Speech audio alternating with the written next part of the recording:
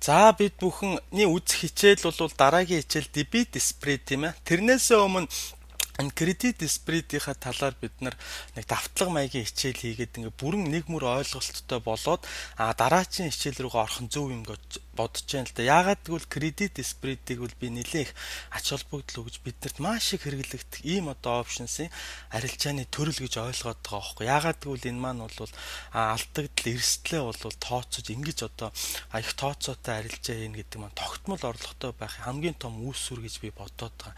Тэгэхээр хүмүүс ч гэсэн бас ингэж их ач холбогдол өгж байгаа бахаа гэж бодож байна. За бүгдээрээ одоо цаг хугацаа жоохон зараад жоохон айжуухан тайлбарлаа. Ахаад нэг хичээлээ нэг мөр ойлгоох юм. За бид нар кредит спредийн хамгийн түрүүнд bull put spread гэдгийг үзсэн тийм ээ. Энэ маань бол маркет дээшээ явнаа. Эсвэл одоо энэ хувьцаа тийм ээ дээшээ явна. Одоо жишээлбэл ABC компани маань хувьцаа одоо нэг хувьцаа нь одоо эттэй мааны буюу энд тийм ээ $30 арилжаалагдж байна. За бид нар энэ одоо bull put spread арилжааг хийхин тулд хоёр төрлийн put авч байгаа. Тийм ээ ингэж одоо combination болгож ашиг хийж байгаа шүү дээ. Энэ маань бол эхнийх нь short put. За энийг бас short leg гэж нэрлэдэг шүү. Short leg. За нөгөө талдаа long put. За энийг бас long leg гэж нэрлэдэг. Нэг осондоо богино хөл, урт хөл гэж нэрлэдэг байх нь шүү дээ. Ингээл энд тэнд явж ивэл ийм leg-гээ гараад ирэх юм бол энэ bull spread ярьж байгаа юм байна гэдэг утгаар нь ойлгоор. Ямар ч spread-эн дээр бол дандаа ингэж leg гэж хүмүүс ярьдаг юм байна лээ шүү. За бүгдээрээ хамгийн дөрөнд тийм ээ энэ эхнийхээ short put гэдгээ яриа. За энэ бол үндсэндээ selling put. Бид нар бол яг нэг contract гэдэг утгаар нь one гэж яриад байгаа. Тэр жишээлбэл 5 contract ойл selling 5 put гэх нь байна шүү дээ. За энэ selling 1 put гэдэг маань ямар учиртай вэ гэхээр энэ доошоогоо шууд энэ зарна гэдэг үгийг би энд оруулсан. Нэг ёсондоо 28-ын strike price-н дээр би зарнаа л гэсэн утгатай. За хувьцаагаар бол энэ short гэдэг маань тийм ээ. Хувьцаа жишээлбэл одоо $30 үнэтэй байхад брокероосоо бид нар тодорхой хэмжээний хувьцаа авангуудаа зээлж аваад энэ $30-оор нь жишээлбэл 28 болохоор нь буцааж худалдаж авч энийг cover гэд ингээд өрөө төлөөд энэ хооронд уналтаас бид нар ашиг хийж байгаа тийм ээ. Тэгвэл юу маань болохоор options маань болохоор contract буюу энэ contract маань өөрөө мөнгө рүү шилжиж премиум гэж үнэлэгдэж байгаа. Тэгэхээр бид нар одоо жишээлбэл нэг contract-ыг $200-оор тийм ээ бодож ингээд $200 энийг ёсондоо зээллэг E-Trade-ээс авч байгаа байхгүй. E-Trade маань биднэрт зээл өгдөг. Ашгаа хэрхэн олдгүйхээр бид нар үтсэн шүү дээ. E-Trade маань бол ASIC талд нь аваад биднэрт бит талд нь өгчдөг. Тэгэхээр жишээлбэл ASIC-ын дээр энэ нөхөр $210-оор авангуудаа E-Trade $10 хармаалаад биднэрт $200-ын зээл өгöd. Ингээд одоо хүүгийн чим ашгаа авчдаг байгаа байхгүй юу. За ингээд биднэрт $200-ыг ямар нөхцөлтөд өгдгүүхээр 28 хүрэхээр чи эргүүлж төлөөрэй тийм ээ. 28-аас доошоо хэрвээ яах юм бол тийм ээ. Одоо жишээлбэл 27 гэхэд энэ $200 чи 28 гээл 30-аас 28-ыг хасгаар 2 буюу $200 чи ингээд дуусчихж байгаа байхгүй. Хэрвээ бид нар одоо жишээл доошо 27 болчих юм бол $3-ын 30-аас 27-г хасаа $3-ын зөрөө гарна гэдэг нь $300 болчихж байгаа. Тэгэхээр бид нар $200 зээлчээд ийшээ орж $300 болгож 27 дээр буцааж авбал $100-ын алдагдал үүсэж байгаа юм шүү дээ. Тийм учраас энэ одоо улаан хүрээ рүү оронгууд бидний алдагдал эхэлж байгаа. Тэгэхээр эндээс юу харах вэ гэхээр ногоонууд маань бидний ашиг тийм ээ дээшээгаач адилхан одоо ерөөсөө энэ 28 гэсэн одоо энэ хард цэгийг strike гэж бодоход энээс доошоо орох юм бол ингээл бидний одоо премиум цуглуулж авсан 200 цаас дуусч байгаа гэж үндсэндээ ойлгож болно. Тэгэхээр бидний захиалга бол тийм ээ 28-ын strike-тай тийм ээ selling 1 put тэгээ премиум нь $200. Ингээ бидний дансанд энэ бол $200 кредит болоод зүгээр энэ маань энэ хоёр үйлдэл маань зэрэг хийгдэх ч гэсэн ерөнхийдөө би ингэж хувааж үзэх юм бол дараалалаар нэг иймэрхүү маягаар орж ирж байгаа гэж ойлгож. Энэ маань бол all one гээл тийм ээ захиалгаа өгöd бүгд зэрэг хийгдэн штэ. Энийг болохоор эхний $200-ыг би uninsured буюу даатгагдаагүй юм кредит гэж нэг ёсондоо даатгагдаагүй байгаа өр тийм ээ биднэрт одоо орж ирж байгаа зээл гэж ойлгож байгаа байхгүй юу. За бүгдээрээ ингээд цаашаа яваа. Хоёр дахь нь болохоор тийм ээ бидний захиалга buy one put. Энэ бол зүгээр л options-ийн put тийм ээ. Тэгэхээр энэ put маань доошоо ингээд явъя 25 strike-тэй. Тэгэхээр 25-ын цаг яг энэ одоо улааны доотлын үзүр байх нь шүү дээ. Тэгэхээр энэ маань одоогийн хувьцаа $30-оор арилжаалагдж байна гэдэг маань энэ expiration date нь 35-аас 45 хоног байгаа учраас энэ хувьцаа доошоо унаад энэ 25 дээр тийм ээ энэ одоо богинохон сар гаруйхны хугацаанд ирнэ гэдэг, унж ирнэ гэдэг нь магадлалын түвшин бага учраас энэ 25-ын тийм ээ премиум маань $70 жишээлбэл хямдхан байгаа. Үндсэндээ бол бид нар зүгээр options тоглоход бол энэ бол нэлээ хол out of the money тийм ээ. Put маань доод талдаа out, дээд талдаа эндээ money. Тэгэхээр бид нар бол нэлээ магадлал муутай ийм одоо put худалдаж авч байгаа учраас хямдхан байдаг. За энэ put-ийг бол бид нар мэдж байгаа. Энэ бол insurance даатгалын журмаар авч байгаа. За ингээд энэнийг $200-оос хасахад энэ бол net credit одоо жинхэнэ бидний net credit гэдэг маань олох хамгийн дээд ашиг тийм ээ ийм юм энд ингээ үүсчлээ. За бид нар тэгвэл одоо эндээс тийм ээ maximum profit гэдэг маань үндсэндээ одоогийн үн тийм ээ. Тэгээ strike price-ны хооронд энэ $130 бол бидний тухайд бол maximum profit болж байгаа байхгүй. Нөгөө талдаа бид нар даатгал хийлгснээр одоо жишээлх юм бол энэ одоо юунаас 28-аас 25-ын хооронд үндсэндээ $3 зөрөө буюу $3 гэдэг маань шилжүүл $300 гэсэн үг шүү дээ тийм ээ. Тэгэхээр эндээс энэ хоёрын хооронд дахиад дэлий 28-аас энэ 25-ыг асахад тийм ээ $3 буюу одоо бид нар нэг контракт премиум руугаа шилжүүлэхэд бол үндсэн үнэлгээ нь $300 болж байгаа. Тэгэхээр энэ $300-оос бид нар хараа энэ үхэн энд нөгөө $70 чинь бидний тухайд бол нөгөө хамгаалалт орж ирж байгаа. Эргээд нөгөө талдаа бидний олох мөнгнөөс бас $70 нь хасагдж байгаа. Тэгэхээр яг энэ одоо торгон уулзуур дээр буюу 28-ын strike-ын дээр ийшээгээ бидний ашигнаас 70 хасагдаад тийм ээ. Ийшээгээ бидний одоо алдаж болох мөнгнөөс тийм ээ $300-оос 70 нь хасагдчихж байгаа. Тэгэхээр энэ дээрээс бүгдээрээ одоо сайн юм юу болов гэж ярьж байгаа шүү дээ. Бидний safe zone гэдэг маань үндсэндээ энэ нэлээд одоо тод хардуу ногоон энэ бол бидний тухайд safe zone хувьцаа тийм ээ энэ улаан руу л орчихгүй байж хахад ерөөс энэ үхэн энэ улааны одоо дээд ирмэг дээр л ингээ expiration date нь дуусахад expiration date маань үндсэндээ энэ улааны ч одоо энэ цэгээс энэ цэг хүртэл нийтдээ энэ хугацаа маань жишээлбэл 30 хоног 1 сар гэж бодъё л доо тийм ээ. Тэгэхэд бол энэ хувьцаа энэ дотор байж хахад биднэрт ямар ч аюул байхгүй. Ингээл одоо expiration date дуусахад ингээл дуусчвал бид нар энэ maximum profit авах боломжтой болж байгаа 130-ийг тийм ээ. Тэгэхээр биднэрт нэг одоо энэ юу маань ашгийг бас хязгаарладаг гэдэг маань үндсэндээ хувьцаа одоо жишээлбэл ингээд дээшээ энэ одоо жоохон light ногоон руу ингээ ороо явчихаар жишээлбэл энэ 36 хүрлээ гэхэд энэ нөхөр ууралж байгаа биз. Бид нар энэ дээшээ өсөлтийнхөө энэ ашгийг бол хизээч авч чадахгүй. Бидний ашиг бол үндсэндээ энэ хязгаар дотор орчиж байгаа юм тийм ээ. Тэгэхээр алдагдал маань ч гэсэн мөн доошоо энэ хязгаар дотор энэ дотор орчиж байгаа байхгүй юу. Тэгэхээр би одоо жишээлбэл доошоо энэ хувьцаа 25-аас доошоо унахад so what who cares гэж байгаа. Тэгэхээр унаал үз хинт хамаатай юм буюу энэс доошоо унаал үз бидний алдаж чадах maximum loss энэ юм чинь тийм ээ. Ийм утгатай. Тэгэхээр энэ бол одоо жишээлбэл options-ийнхаа бүгдээрээ зүгээр long put буюу put options-оо бодъё. Put options-ыг бол бид нар авнаа гэдэг гэрээ хийж байгаа шүү дээ. Нэг ёсондоо энэ хувьцаа 25 дээр гэл доошоо унаа явчих юм бол 25.01 дээр л ирэх юм бол бид нар энийг авнаа гэж байгаа.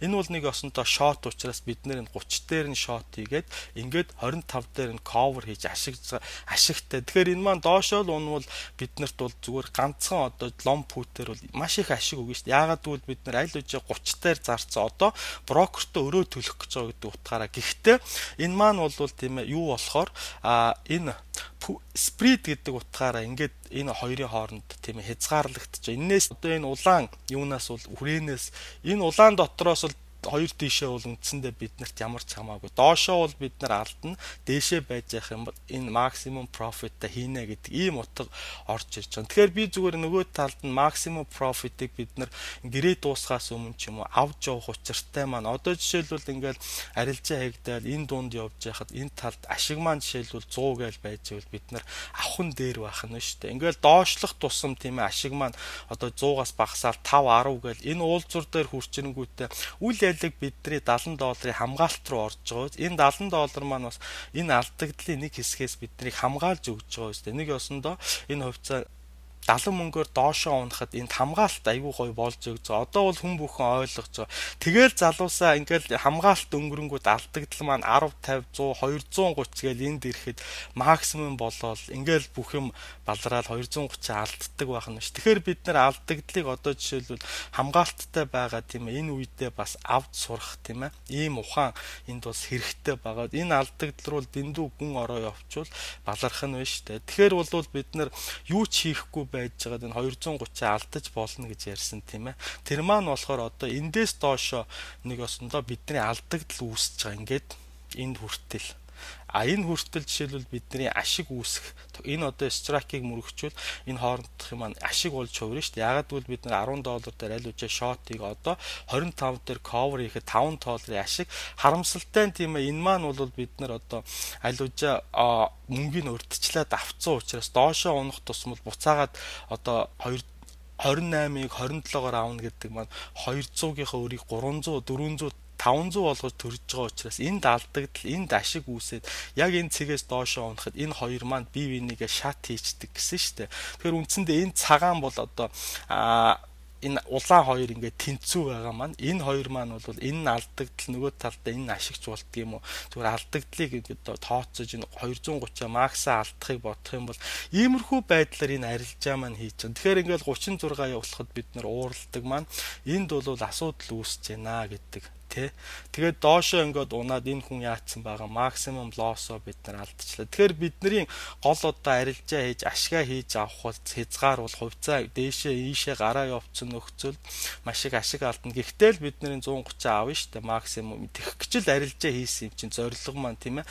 Ийшээ одоо шунаж үнэхээр ингэж явхаар бол бид нар ганцхан кол авсан дээр шүү дээ. Эсвэл ингэж одоо доошоо унахаар бол ганцхан одоо энэ Путин авсан дээр шүү дээ. Бид нарт энэ хязгаар дотор байх байхаа гэдэг үндэслэлээр тийм ээ. Энэ үхэн энэ хязгаарт байж явах улаан руу доошоо нэвтэрч орохгүй гэдэг прогнозоор бид нарын 130-ыг цуглуулж байгаа байхгүй юу те. Тэгэхээр энийг бол зургийг хараад хүмүүс бол маш сайн ойлгож байгаа байхаа. Тэгэхээр бол бид нар бол хувьцааг бол ерөнхийдөө энэ хүрээний дотор л одоо ингээл өнөөдрийн $30-оос дээш доош дуу ингээ байж яана л гэдэг үндэслэлээр энэ одоо bull put spread-ийг хийдэг байх нэ. Энэ доод талд нь би бичсэн. Залуусаа тэгээд захиалга тавих гээд бүр боломгүй бол брокер руугаа утастаад энийг сайхан бичээд авчаарай. Одоо жишээлбэл I would like to sell one ABC June 25-28 гэдэг маань одоо жишээл би ABC компани June одоо тийм ээ гэрээтэй June тэрийгэ хэлэх нь July ч байж болно хизээ expire болохын сарын хэлээд за 25 гэдэг бол бидний put 28 гэдэг бол бидний selling one put short нэг ёсондоо байх нэ. Тэгэхээр эхлээд хамгийн түрүүнд лонго бичээд дараа нь шорто бичээд put spread for credit 130 or bear гэж байгаа үст. Тэгэхээр 130 юм уу тэрнээс дээшээ 130-аас доошоог бол бид нар хүлээн зөвшөөрөхгүй гэсэн үг байна шүү дээ. Нэг осондоо олох одоо максимум ашигнда. Тэгэхээр 130 or bear гэхээр чинь одоо брокер чинь захиалгыг чинь ингээд 50-д өгөөд ингээд 130-ыг олно гэж нэг осондоо кредит чинь захиалгыг 50-д өгөх нь шүү дээ. Ингээд захиалга чинь биелэгдвэл танд хүрээд байна. Брокертой ингэж заримдаа бол хэлэх хэрэгтэй. Брокер чинь ингэж захиалга бизнесийнхаа дөрөв жоохон бас фи авдаг юм байна лээ шүү. За тэгэхээр бол ойлгосон. Энэ ялалтын гол юу бол тийм ээ. Энэ улаанаас доошоо орохгүй. Бид нар ингэж болно шүү дээ залуус. Яг энэ схемийг одоо жишээлбэл яг ингээ хувьцаа худалдаж авангуудаа ингэж зураал тийм ээ цаасан дээр ч юм уу юун дээр ч ингээл хувьцааныхаа өнөөдөр яасан байг бол энэ цэг тэмдэглээл. За 3 өдрийн дараа юу болов гэвэл энд байжээвэл цэг тэмдэглээл энэ улаан руу хэр дөхөж гэн гэдгээр нь бидний ашгийг авах ийм бас вариант байж болох юм аа. Тэгэхээр энэ bull put spread-ийг бол бид нар их сайн ойлгосон баха. Энэ дээр бид нар бас short put гэж юу яриад байгаа юм те selling one put гэдгээ одоо юу яриад байгаа. Энэ одоо ямар механизмаар энэ арилжаа маань явагддгийг гэдгийг бас нэг утгыг ойлголоо гэж бодож байна. За бүгдээрээ ингээд дараагийн хуудас руу гаръя. За бидний дараагийн даатгалын хичээл маань мөн адилхан кредит спредэн дээр энэ удаа тэгвэл бид нар маркет уннаа гэдэг ийм прогнозоор эсвэл одоо ABC компани хувьцаа унах юм а гэдэг ийм өндөр магадлалаар тоглож байгаа тийм ээ. Тэгвэл энэ маань бол bear call spread. Энийг бас bear credit spread гэж нэрлэдэг тийм ээ. За энэ маань бол нөхцөлийг бид нар мэдж байгаа. За ахаад бүгдээр энэ бол short call тийм ээ long call гэсэн. Одоо тэгвэл энэ маань дандаа call дээр явагдаж байгаа шүү дээ тийм ээ. Жишээлх юм бол одоо ABC компани хувьцаа одоо $30 үнэтэй байхад бид нар 32-ын strike сонгоод энийгээ болохоор selling one put ахаад энэ хичнээн ч одоо гэрээ байж болно 5 байх юм бол selling 5 put энэ удаад бид нар нэгээр явж байгаа тийм ээ. Энэ маань бол нэг контракт буюу ахаад $200 премиум. За одоо энэ дээрээс утгын нэг жоохон ялгаа гарч ирсэн. Бүгдээрээ covered call-оос саны. За бид нар ABC компани хувьцааг $30 байхад нь covered call хийлээ гэдэг бол энэ хувьцааг одоо яг $30-оор аваад 32 дээр тийм ээ зарнаа. 33 мурав болох ерөөсөө сонирн биш тийм ээ. Энэ 32-ийн strike-ийг л одоо хүрэх юм бол 32-оор зарна. Ингэснийхээ төлөө премиум авдаг. Тэгвэл энэ удаад бид нар хувьцааг нь авахгүй зөвхөн премиумын зээл болгоод авчиж байгаа байхгүй юу? Энэ маань бол бидний тухайд uninsured credit гэж орж ирж байгаа. За одоо бүгдээрээ эндээс ахаад нэг утгын юм ойлгоё. Бид нар одоо options-оор тийм ээ ингэж одоо гэрээ буюу хий тоглож байгаа учраас 30 имийг одоо short хийгээд 32 дээр cover хийх болохгүй шүү дээ. Энэ short гэдэг маань дандаа үнийн уналтын дагуу тоглодог учраас бид нар 32 дээр хөрөнгөт нэг ёсондоо брокероос одоо жишээлбэл $200-тай дүүхэж ийм одоо премиум зээлж аваад нэг ёсондоо $200-ыг аваад ингээд энэ ч бид нар гэрээгээ зарчиж байгаа байхгүй. Энэ бол бид нар стил нөгөө зарна гэдэг үүрэг хിവэрээ. Харамсалтай нь бид нар опшн хий тоглож байгаа учраас тийм ээ бид нар зарах хувьцаа байхгүй учраас энэ опшнсын нэг контрактыг аваад одоо энэ зарна гэдэг үүргээ энэ төрөнгөт биелүүлж байгаа. За одоо тэгэхээр бид нар нэг ёсондоо энэ үнийн зөрөө болох тийм ээ $2 буюу одоо $200 зээлсэн учраас хэрвээ энэ хувьцаа одоо дээшээ 33 болоо явуучвал бид нар худалдаж авахд $300 хэрэгтэй буюу $200 дээрээ бид нар $100-ийн нэмэлт алдагдал гаргана шүү дээ. Энэ утгаараа энэ дээшээ одоо 34 болоо гэхэд дахиад бид нар $400 хэрэгтэй. Тэгэхээр бид нар одоо $200-ийнхоо өрийг $400-оор төлж нэг осондоо алдагдал 200 хүлээж байгаа учраас энэ улаан руу орохоор бид нар залуусаа энэ маань алдагдал болоод хуурч байгаа. За нөгөө талдаа бид нар buy one call буюу энэ бол зүгээр options-ийн call энийг long call гэж нэрлэж байгаа тийм ээ. За энэний strike price нь одоо энэ дээдлийн үзүүрт 35 учраас ахаад нөгөө $30 үнэтэй байгаа хувьцаа маань 30-аас 45 хоногийн энэ хугацаанд тийм ээ 35 дээр хүрч ингэж өснө гэдэг бол магадлалын өндөр бус юм баг зүйл яригдж байгаа учраас магадлал тун багтай тийм ээ. Ийм учраас энэ маань бол strike нь бол хямдхан байдаг. Энд бол бид нар тийм ээ энэ хувьцаа $35 хүрэхээр би албан ёсоор авнаа гэдэг гэрээ хийж байгаа. Хэрвээ $35 хүрчих юм бол би аваад одоо энэ худалдаж авсан тийм ээ энэ дээрээс худалдаж авсан энэ одоо зөрүүгээ нэг осондоо аваад дээшээ явах юм бол улам их мөнгө хийнэ. Тэгэхээр одоо нэг осондоо би $30-ийн хувьцаа би 35 хүрнэ гэж одоо бооцоо тавьж байна. Хүрчих юм бол энэ хоёрын хоорондох тийм ээ $5 ч юм энэ зөрүүгээ би авнаа гэдэг ийм л одоо гэрээ явагдаж байгаа шүү дээ.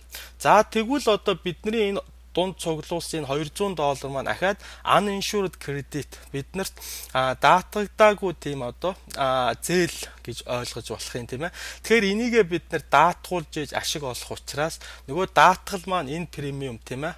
Тэгэхээр бид нэр 35 strike-тэй call нэг ёсондоо худалдаж авахд премиум нь $70 байгаад бидний олсон 200-аас хацагтаад за одоо бидний 130 бол тийм ээ net credit буюу энэ бол бидний maximum profit хамгийн дээдлийн олох ашиг. Тэгэхээр хамгийн дээдлийн олох ашиг маань үндсэндээ өнөөдрийн үн Тэгээ strike хоёрын хоорондох энэ $200 нөгөө 70 энэ $70 маань хасагдаад одоо 130 тийм ээ. Тэгэхээр ахаад бидний алдагдлаас даатгал хийлгэснээс энэ одоо $300 жишээлбэл одоо 32 дээрээс 35 хүрэхэд тийм ээ $3 зөрөө 35-аас 32-ыг хасаа $3 зөрөөнийхөө тийм ээ бид нар 70 мөнгөний бол даатгуулчихж байгаа. Тэгэхээр бидний максимум лосс бол 230 болох нэ. Ингэж даатгуулснаар.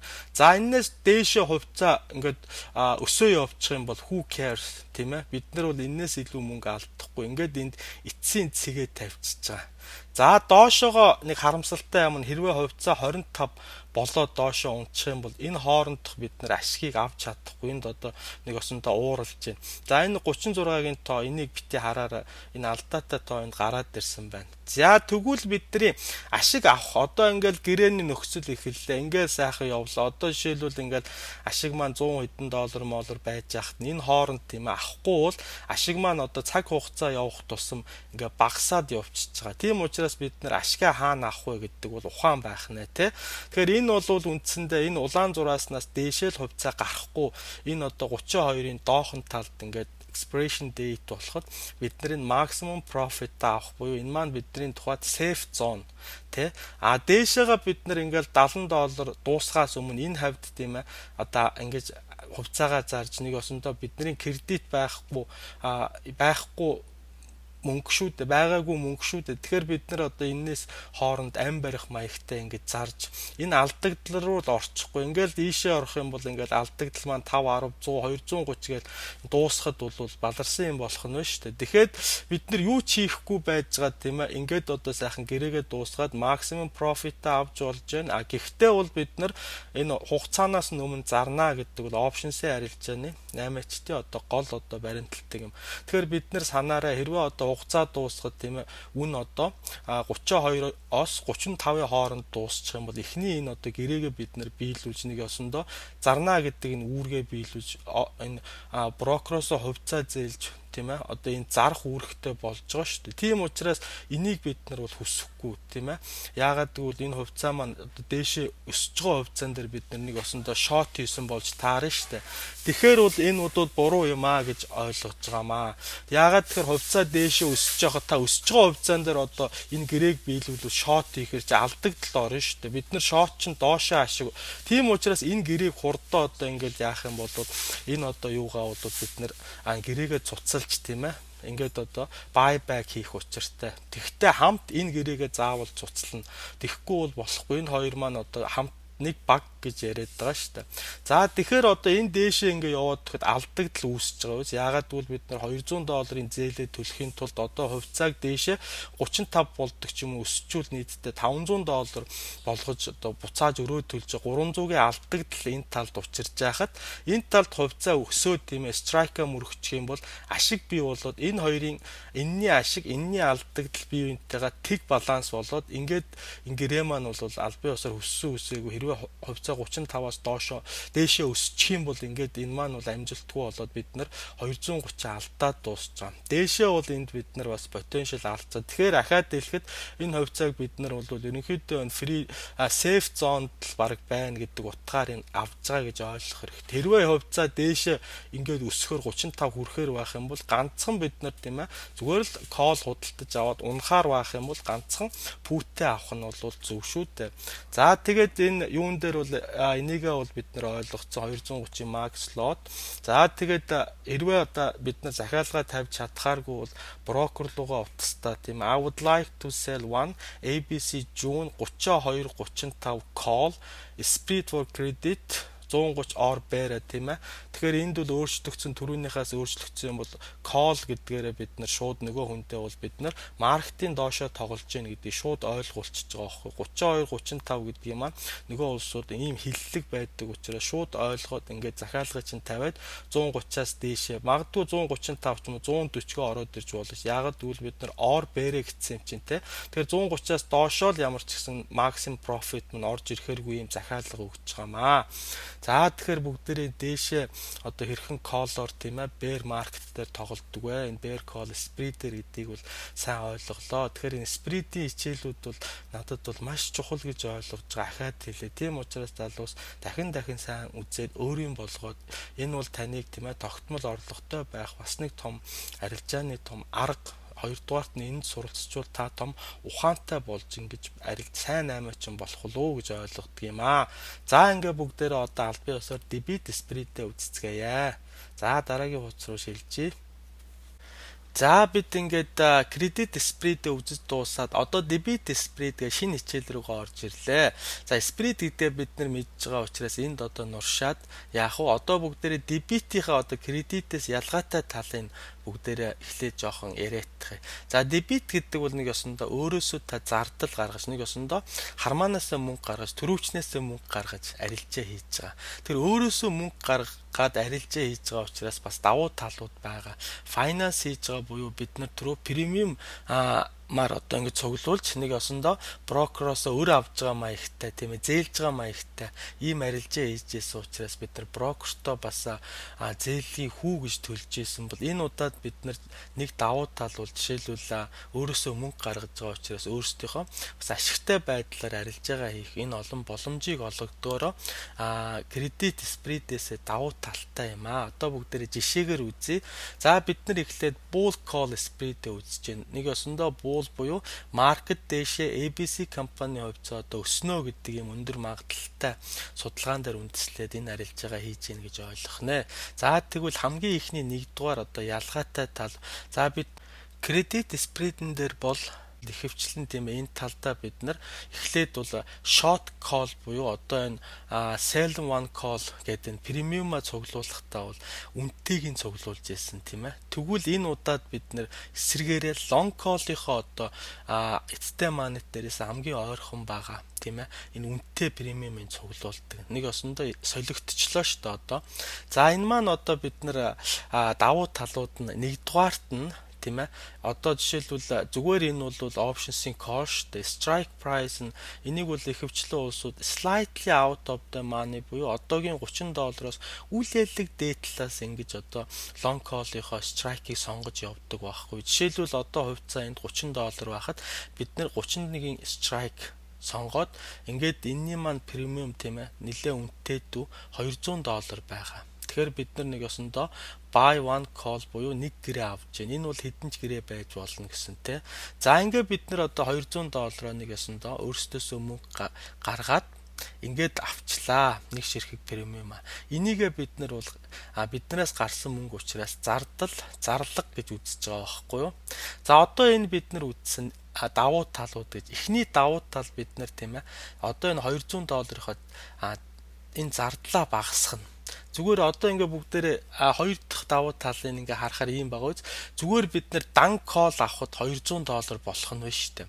Тэгвэл бид нэр энэ bull call spread-ийг хэрэглэснээр тийм ээ debit spread-ийг хэрэглэснээр энэ одоо жирийн үед гаргадаг $200-ийнхоо премиумыг багасгаж одоо нэг осондоо хямдруулж байгаа байхгүй. Энэ маань бол бид нэр хоёр дахь сонголт болгоод short call буюу selling one call ингээд 35 strike-тэй нэлээд хол strike-тэй учраас премиум мэдээж хямдхан байна шүү дээ.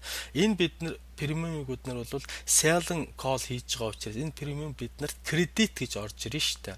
Тэгэхээр одоо энэ доотлолт бол энэ маань бол кредит гэж хасах гэж орж ирж байгаа.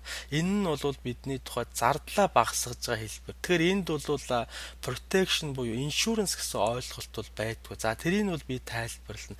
Тэгэхээр одоо $200-ийнхоо нэг ёсондоо call авсан энийгээ бид $70-аар багасгаад $130 буюу энэ бол net debit буюу одоо биднээс албан ёсны гарсан зардал буюу max loss ямар ч үед бид нар арилжаа амжилтгүй бол 130-ыг алднаа. Хэрвээ арилжаа амжилтгүй болох юм бол тийм ээ одоо жишээл 31-ийн strike-наас өмнө хувьцаа хүрэхгүй ингээ унтчих юм бол үндсэндээ бид нар $200 алдчихж байгаа биз. Тэгвэл энэ арилжааг хийснээр $130 болгож багасгаж байна. Энэ бол бас нэг том давуу тал шүү дээ тийм ээ. Тэгэхээр энэ арилжааны одоо үнэхээр бас биднэрт хэрэгтэй нэг юм бол энэ тийм ээ $200-ыг алдахаар 130-ыг алдах нь бол амьдралд бол нэлээ одоо бас бага алдагдал хүлээж байгаагийн жишээ шүү дээ. За ингээд ийм хоёр янзын тэгвэл call худалдаад авчдаг юм байна тийм ээ. За энэ call маань одоо бид нар ерөөсөө л яагаад түрүү би protection хэрэггүй гэсэн. Яагаад гэвэл энэ хоёулаа дээшээ call учраас энэ call-уудын буюу гэрээний амжилттай болох нөхцөл бол нэг энэ хоёр strike price-ыг хоёулангийн мөрөгөхөд бол бид нар максимум ашгаа бол олох учиртай тий.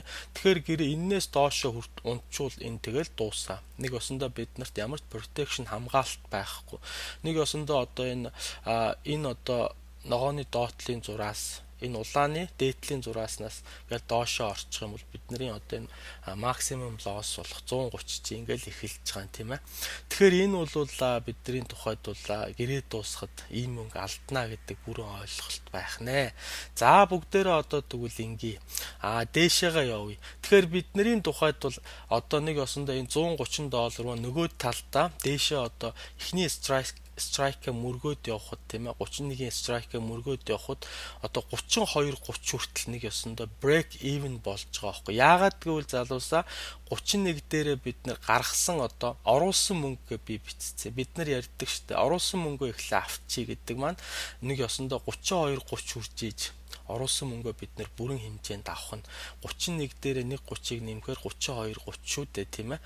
За тэгээд ингээд энээс дээш бол одоо бидний $270 max profit буюу хамгийн олж болох ашиг. Энэ яаж гарч ирж ийм нэхэр 35-аас тийм ээ 32 30-ыг асгаар 270 буюу энэ маань гэрээр рүү шилжээд премиум руу шилжихээр $270 шүү дээ. Тэгэхээр энэ бол одоо жишээлбэл кредит дээр бидний одоо олдог ашигт гаргаж байгаа зардлаас бага байсан шүү дээ. Нэг ёсондоо бид нэр зээл авж байгаа учраас их зээл авч яаж бага ашиг олж исэн бол энэ бол бид нэр өөрөөсөө мөнгө гаргаж байгаа учраас тийм ээ олох ашиг маань гаргасан зардлаас маань хамаагүй их байгаа. Гэхдээ мэдээж энэ маань бол тийм ээ гэрээ биелэгдсэн нөхцөлд. За одоо бүгдээрээ тэгвэл энэ хавьд ингэж жагаад одоо цаг хугацаагаа нэг сайхан яриад. За энэ гэрээ бол цаг хугацаа бол race against time буюу цаг хугацаа бидний дайсан болоо өөрч. Нэг ёсондоо call жирийн call-ыг мэдэн штэ. Ингээл одоо call өсөөл дээшээ сайн явж чадахгүй цаг хугацааны одоо энэ үнэлгээ чинь энэ одоо премиумыг чи идчихдэг учраас энэ одоо арилжааны би түрүү хэлсэн энэ call бол ерөнхийдөө бол дээшээ ингэж out of money дээрээс ингэж тоглох бол ерөөсөө их ач холбогдолгүй.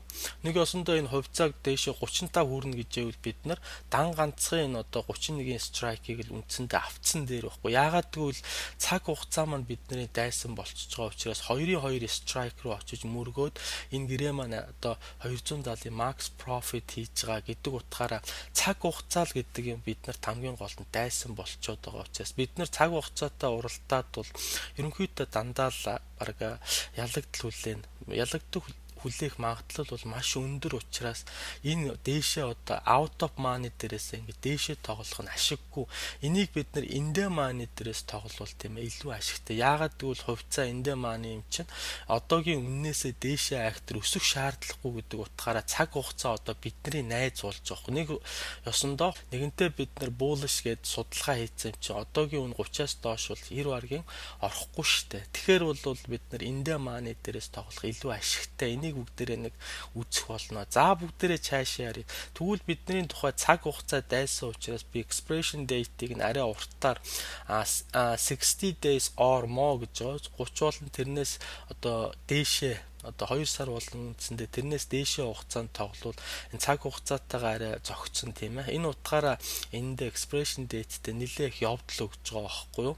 За бүгдээрээ ингээд тэгвэл оруулсан мөнгө авах буюу одоо бидний ашиг 32 30 дээрээс эхэлдгийм байж. За ингээд дээшээ сайхан цаг хугацаа болоогүй байхад ингээд сайхан гүүгээд эхлэх юм бол одоо эндээс бидний ашиг чинь ингээд хил гараад 10 20 30 40 50 тэгэл дээшээ 100 гэл ингээл явж яах нь байна штэ тийм ээ. Энэ хугацаа руугаа л одоо арай болоогүй байхад л strike-нд аль болох ойртох тусам энд volatility тийм ээ их савлгаанууд орж ирнэ. Тэгэхээр энэ үед бол бидний ногоо хүрээний дотор хаана ашигтай байна гэсэн одоо үедээ өөрөө хаан сэтгэл хангалуун байна гэсэн үедээ бол ашгаа сайхан авчих хэрэгтэй. Тэгэхээр одоо энэ гэрээний одоо бид нар бас нэг юу ч хийхгүй байх хоёр шалтгаан маань нэгдүгээрт нь тийм ээ гэрээ сайхан биелэгдчихвэл энэ страйка мөрөгчүүл бид нар энэ 270-ийнхаа max profit-а мэдээж авах нь тодорхой тийм ээ. За хоёрдугаарт нь юу ч хийхгүй байх тохиолдолд хувьцаа одоо энэ ногоон зураасны доох нь одоо ингэ байж байгаа тийм ээ. Бид нэр $130-ийнхаа лоссыг $130 мэдээж одоо хувьцаа маань ингээд цаг хугацаараа явж байгаа юм чи одоо премиум энэ одоо жишээл $200-ийн премиум энэ ч 50-60 ч юм уу $100 ч юм уу ингээл $100 болоод цаг хугацаанд багасаад страйка мөрөхгүй байгаа учраас гэхдээ энэ бол шууд үнэ алдахгүй шүү дээ. Яагаад гэвэл энэ маань бараг л одоо эттэй мааны дээр шахуу учраас энэ маань хамгийн гол нь багасан те үнэлгээ нь цаг хугацаа явахад ингээл эндээс авахлаад магадгүй 180 160 170 тэгэл ингээл 110 120 ингээ явсаар байгаа 50 60 ингээл дууссан шүү дээ. Тэгэхэд энэ дээдлих мөн адилхан тийм ээ 50 30 гэл ингээл дуусаад сүлдээ 10 марв болохоор чи бидний одоо энд цуглах тийм ээ ашиг энэ net debit хоёрын маань хэмжээ багасаад ерөөсөө олох нөгөө мөнгөний маань хэмжээ багасж байгаа учраас мэдээж бидний энэ ашигнууд тал талаас хавчигдчихж байгаа байхгүй. Тийм учраас энэ дайтайхан гүйдэлтэй байх үед нь энэ ашигнаасаа сайхан салгаад аавна. Бүр нэг тийм ээ одоо ийм out of the money дээрээс хийсэн тохиолдол. Тэгэхээр энд out of money дээрээс хийхэд хамгийн гол нь тийм ээ цаг хугацаанд явахгүй байвал ингээл энэ ашиг маань байхгүй болоод байгаа учраас надад жоохон тийм утгагүй маягтай хичнээн одоо бүгдээрээ бодъё. Одоо эхний страйка мөргсөн ч гэсэн тийм ээ одоо энэ хавьд ингээд доошоо одоо унаад ингээд ташуураад ороод төрүүл энэ премиум маань бас багассан те бидний нөхцөл бол хоёулангийн мөрөгжиж энийг олох учраас одоо ингээд жишээлбэл цаг хугацаа дууслаа ийшээ ингээд уруудаад ороод ирлээ стил бидний $130-ыг нэг осондоо бид нар энд бол одоо амиа бариад энд одоо 130-аас зардлаасаа багасгах нь биш үү? Нэг осондоо энэ 130 одоо жишээлбэл 100-г алдъя ч гэдэг юм 30-ыг алдъя ч гэдэг юм энэ хавьд иймэрхүү бас алдагдлаа багасгаж авах шийдвэрүүдийг бол бид нар зөв үед гаргах хэрэгтэй тийм ээ. За ингээд бол дээшээ ингэж гүйсээр байгаад ингээд ашгийг бол бид нар боломжтой үедээ авдгийм байжээ гэж бодъё.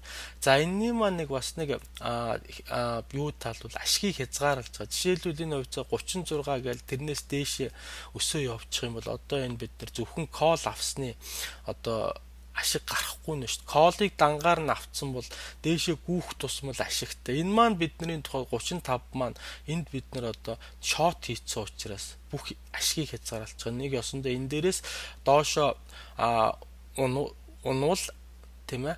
Эндээс дээшээ өсвөл энэ хоёрын маань одоо ашиг алдлагдлын зөрүү ингээд байхгүй болгочихж байгаа учраас энийг мөрөгөхөд бол автоматар бүх юм одоо тэг болдог тий. Тэгэхээр энэ хоёрын хоорондох ашгийг авна гэдэг бол энэ арилжааны одоо хэрвээ out of money дээрээс хийх юм бол ухаан байх хэрэгтэй.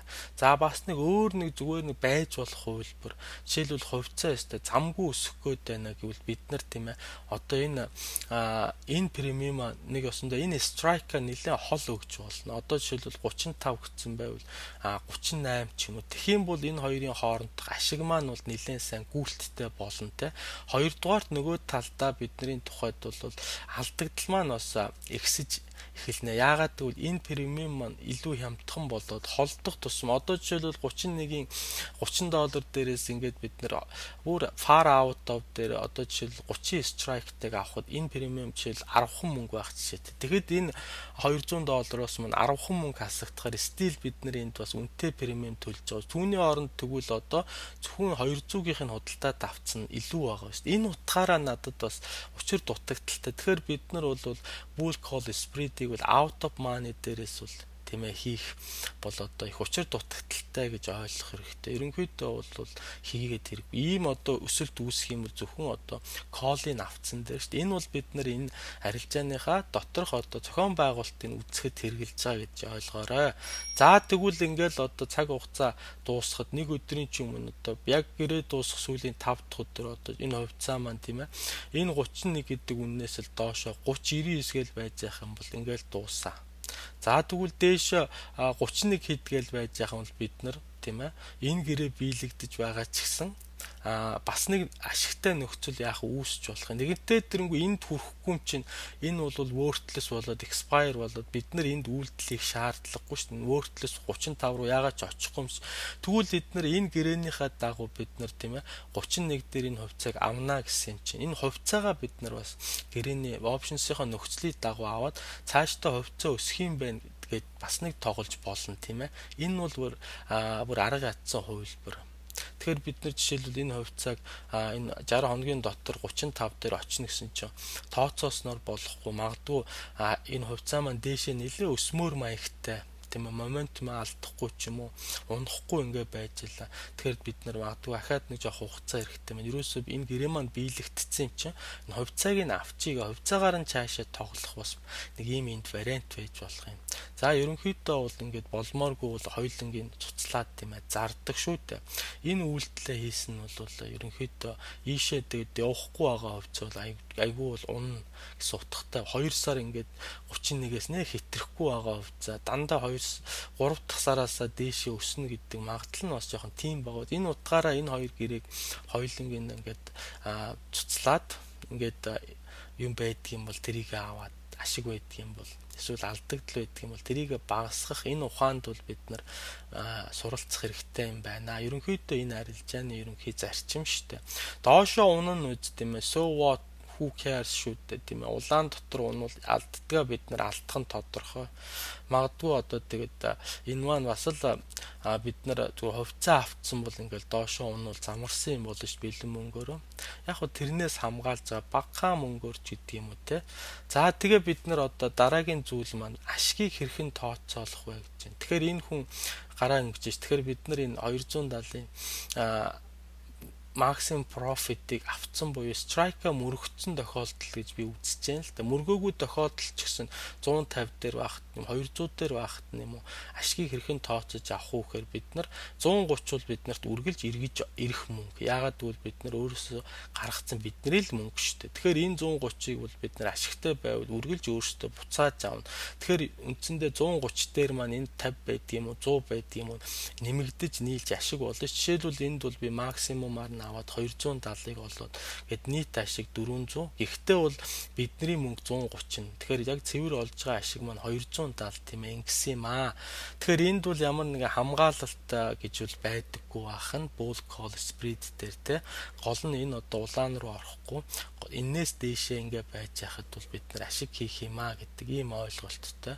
Тэгэхээр ерөнхийдөө ашиг хийжээ бол хугацаанаас өмнө юм л байдгийн бол авна. Хоёрдугаарт нь нэг том юм бид нар бол bull call spread-ийг out of money дээрээс ер нь хийгээд ашиггүй гэдгийг харлаа шүү дээ. Цаг хугацаа бидний дайсан.